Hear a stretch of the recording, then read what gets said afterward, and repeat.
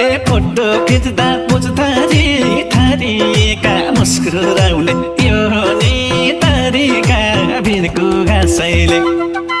गाई पाल्थ्यो भिरको घाँसैले म